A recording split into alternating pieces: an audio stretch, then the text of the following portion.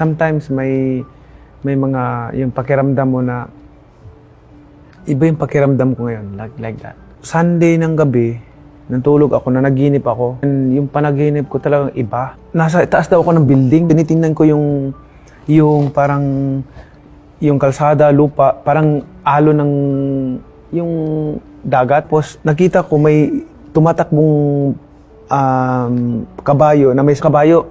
Tulin, ganun. Tapos pagtingin ko doon, nakaganon ako sa building. Tapos pagtingin ko doon, hole, parang river na dry. Tapos nakaganon lang siya. Tapos ganun. Ang tulin ng takbo ng kabayo, sabi ko, hala ka ba, hindi siya abot doon, hindi siya abot. Kapag kahit tumalon ang kabayo, hindi siya abot. Nakita ko, tumalon yung kabayo, tapos pati yung may sakay, tapos talagang hindi umabot yung kabayo doon sa kabilang side. Bumagsak sa gitna. Tapos talagang flat na flat, ganun. Tapos pati yung kabayo, tapos yung sakay. Sabi ko, ano kayong ibig sabihin ng panaginip ko? So, Monday afternoon, lagi ko pang iniisip yun. Pastor, nanaginip ako, ito yung panaginip ko, ganyan. Tapos sabi niya, sige, pag-pray natin yan. Kinwinto ko rin, ano kayong ibig sabihin ng panaginip ko na yun? Hindi ko maintindihan.